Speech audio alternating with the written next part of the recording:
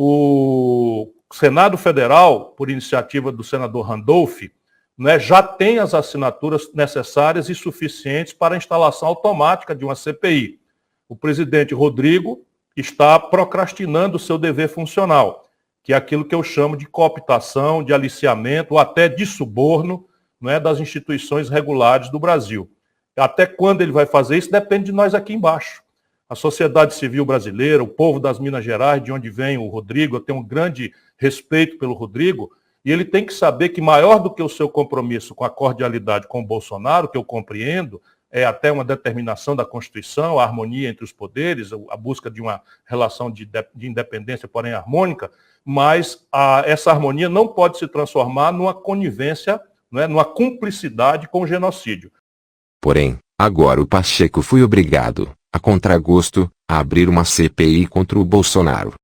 Roberta, acaba de chegar a informação aqui que o ministro do Supremo Tribunal Federal, Luiz Roberto Barroso, determinou a instalação da CPI da pandemia no Senado Federal. Ele atendeu a um mandado de segurança apresentado por senadores da oposição e acaba de chegar a decisão em que, portanto, o ministro Luiz Roberto Barroso, do Supremo Tribunal Federal, determina que o presidente do Senado, Rodrigo Pacheco, instale a CPI para apurar eventuais omissões do governo federal no enfrentamento da pandemia da Covid-19. É um pedido, portanto, atendendo ao mandado de segurança apresentado por senadores da oposição. O Supremo Tribunal Federal, a partir de uma decisão monocrática, quando determina ao Senado Federal que se instale uma CPI, faremos funcionar o único órgão presencial no Senado Federal. E eu vou cuidar, e obviamente decisão judicial se cumpre, e eu vou cumprir a decisão do Supremo Tribunal Federal, porque tenho responsabilidade institucional e cívica, mas será o único órgão a funcionar presencialmente no Senado Federal. Eu vou buscar garantir a segurança sanitária dos senadores, dos servidores, das pessoas que venham a depor nessa comissão parlamentar de inquérito. Ela, por sua natureza, pelo mérito que ela vai tratar de fatos, não se queira acreditar que a CPI vai poder substituir o papel do Ministério Público Federal, do Ministério Público Estadual, da Polícia Federal, da Polícia Civil, da Controladoria Geral da União. Não fará esse papel. A CPI poderá sim ser um papel de antecipação de discussão político-eleitoral de 2022, de palanque político, que é absolutamente inapropriado para esse momento da nação. Essa alegação do Pacheco, sobretudo ser por causa das eleições, não faz sentido diante dos fatos. Desculpa aí, pessoal, não vou falar de mim, né? Mas não errei nenhuma. Não. Errei demais ano passado. E não precisa ser inteligente para entender isso. Tem que ter um mínimo de caráter. Mais ainda, o número de pessoas que morreram de H1N1 no ano passado foram na ordem de 800 pessoas. A previsão é não chegar a essa quantidade de óbitos no tocante ao coronavírus. Presidente. Então tem certos números que temos que levar em conta. E essas crises,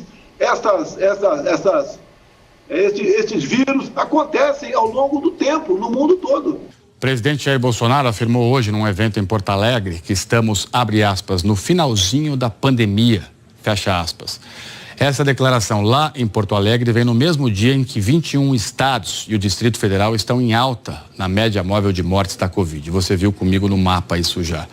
E o maior número desde, que o consórcio de veículos de imprensa começou a fazer o acompanhamento desses casos, o maior número. E como a gente viu, os casos também estão em alta e os hospitais estão lotados em várias cidades do Brasil. Ainda estamos vivendo um finalzinho de pandemia. Olha, de ontem para hoje, o Brasil registrou 4.190 mortes por Covid. É o segundo pior dia da pandemia em número de mortos. A segunda vez essa semana que o número passa de 4.000 num único dia. E dessa vez a marca é mais impressionante ainda do que o recorde de terça-feira, porque às terças os números costumam ser maiores em razão dos registros represados no fim de semana. Até agora, 345.287 pessoas perderam a vida para a doença aqui no país. Então o que é que se impunha? Aquilo que ele acabou de fazer agora com 300 mil mortos, um ano depois. É tentar minimizar essa contradição do desenho das coisas do Brasil e reunir todo mundo. Dado que é uma pandemia que ninguém conhecia, nos primeiros momentos, o efeito dela, nem na saúde do povo, nem na economia, o que o camarada faz? Eu sou governante. Quando você é ignorante no assunto, você junta os cientistas. faz uma grande comissão, reparte as responsabilidades, chama todo mundo para colaborar. O Bolsonaro faz o oposto. Imita o Trump, imaginou que o presidente dos Estados Unidos estava fazendo o certo, e aí começa. Diz que a pandemia é uma gripezinha. Isso é grave, é muito grave. Quantas pessoas acreditaram nele? 57 milhões de brasileiros votaram nele. E há uma tendência de nós que não votamos nele também em respeitá-lo, que ele é o nosso presidente, que uma vez eleito é o presidente de todos. Então, se o presidente diz assim, isso é uma gripezinha, não se preocupe. Eu que já preciso sair de casa para trabalhar, que já quero ir para o bar, que já quero ir para a festa, já quero ir para a balada. Ora, se o presidente está dizendo que isso não deve me preocupar, por que eu vou me preocupar? Isso causou muita morte. Depois o presidente começa a promover aglomeração. E quando ele promove a aglomeração, ele faz isso negando as evidências que nós já tínhamos. A Itália fez lockdown precocemente, depois de ver corpos sendo carregados por caminhão do Exército. E depois ele começa a, sem ser médico, se comportar por aquilo que o Código Penal presume como crime de charlatanismo. Como é que pode, eu que sou advogado, imagine no seu programa e diz assim, ó aqui pessoal, toma essa gororoba aqui que ela vai curar espinhela caída. Toma essa fuleiragem aqui que ela vai curar encosto, inveja. Percebe, eu não posso fazer isso.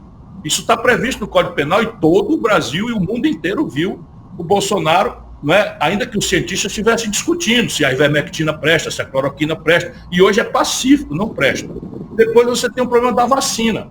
O Brasil sabe fazer vacina, em São Paulo e no Rio de Janeiro, há um século. Há um século o Butantan sabe fazer vacina. A Fiocruz, a Fundação Oswaldo Cruz, sabe fazer vacina.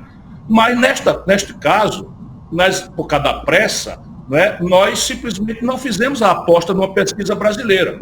E aí tivemos que olhar para o estrangeiro. O que aconteceu? Em agosto, eu tenho os documentos, Eduardo. Em agosto, a Pfizer mandou um ofício oferecendo 70 milhões de doses para o Brasil para começar a entregar em dezembro passado. Inacreditavelmente, o governo brasileiro sequer respondeu. Depois, a Coronavac, todo mundo viu a confusão. O Bolsonaro tomando a Coronavac de vacina do Dória, de vacina, e dizendo para o povo que já tem dificuldade. Nosso povo tem medo das novidades, das coisas, e isso é um movimento mundial. As pessoas têm medo. Uma coisa rápida dessa, diz assim, eu não vou tomar vacina, porque se tomar vai virar jacaré, homem vai ficar falando fino. Ora, milhões de pessoas vendo o presidente da República colocar insegurança técnica a ponto de dizer que pode causar uma vacina que passa por todos os protocolos, que é supervisionada pela ciência, pelas organizações internacionais, é de uma irresponsabilidade absoluta. E na diplomacia, nós que ficamos dependentes de princípios ativos da Índia, de princípios ativos da China, né? O que é que fizemos? Danamos a esculhambar os cabos que tem para vender para nós, de graça. Dando-se o ministro das Relações Exteriores, infelizmente foi-se embora, a falar mal da China. Esses filhos do presidente, cada qual mais burro, cada qual mais analfabeto, cada qual o mais deslumbrado, a esculhambar os chineses. Em nome de quê? Percebe? Os chineses são os maiores compradores dos produtos brasileiros. A região de Ribeirão Preto sabe o que eu estou falando. Nós temos quase 50 bilhões de dólares de superávit do comércio bilateral com a China. E isso está pagando a nossa conta. E aí, de nada. Vamos lá, a China está nos ofendendo em alguma coisa? Eu sou um nacionalista. Não é para a gente ficar dependendo da China para nada. Falei primeiro que a gente devia desenvolver a nossa própria vacina. Mas se não desenvolvemos, nós vamos tratar um parceiro internacional mais importante do Brasil na base do insulto, de graça. Qual é a tese? A China está fazendo o quê contra o Brasil? Nada. Então veja, a tragédia é essa. Fomos para o fim da fila da vacina. Então o resultado, não prevenimos, recomendamos remédios imprestáveis para o assunto, fomos para o fim da fila da vacina, não daria outro. 320 mil mortos. O Brasil hoje, sozinho, está matando mais gente do que os outros 10 países depois de nós. O Centrão vai salvar o Bolsonaro de um impeachment. Esse grupo, que chama-se Centrão, na verdade é um conjunto de políticos que está em todos os governos. Eles estavam com o Collor, até a véspera em que o Collor foi impedido. E eles, sentindo o barco afundar, caíram fora. Essa turma estava com o Fernando Henrique. Foram eles que patrocinaram a reeleição, a emenda da reeleição, lembra? Com dinheiro, com suborno, etc. Essa turma estava com Lula. Olha a diferença entre Fernando Henrique e Lula, e essa turma estava lá, o Valdemar Costa Neto, o Roberto Jefferson, para ficar em 2 notórios que foram presos, condenados, enfim, né? Estavam lá com Lula, estavam com a Dilma.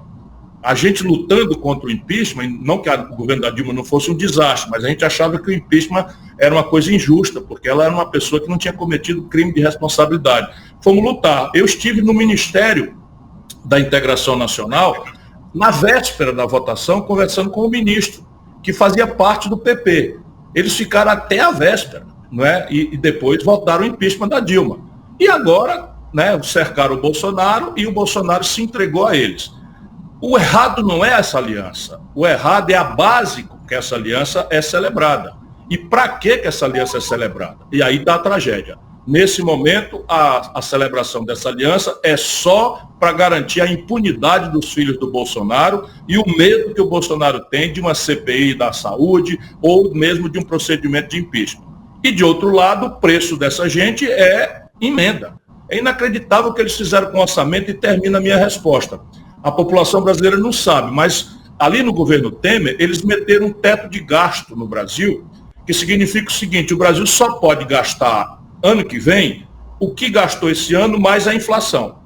Então veja, existem despesas que são chamadas obrigatórias, o pagamento do salário dos funcionários públicos, né? O soldo do Exército, o pagamento dos cientistas, etc. As aposentadorias, o FAT, o PIS, o PASEP, né, que são participações dos trabalhadores em poupança compulsória, enfim, uma série de despesas que não dependem de prioridade do governo, elas são obrigatórias.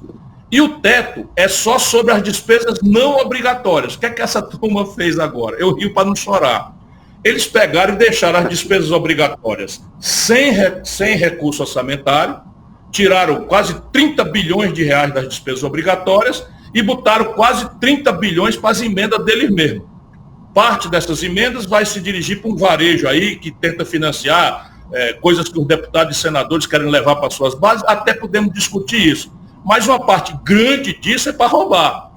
Né? 30% de emendas feitas aí, salvo exceções, a gente sempre tem que lembrar o povo, é para roubar. Então veja, o que está acontecendo na prática? Aprovado o orçamento com as despesas obrigatórias sem autorização, das duas uma, ou o Bolsonaro comete crime de responsabilidade por não cumprir as despesas obrigatórias, ou o Bolsonaro comete crime de responsabilidade por fazer a despesa obrigatória fora do teto de gasto. Num caso e no outro, ele comete crime de responsabilidade punível com impeachment. Então veja que tipo de amigo o Bolsonaro arrumou. E para a gente entender bem do que é que eles tratam. Eles não tratam de Bolsonaro, eles tratam deles e do modelo de poder fisiológico, clientelista e corrupto que eles representam.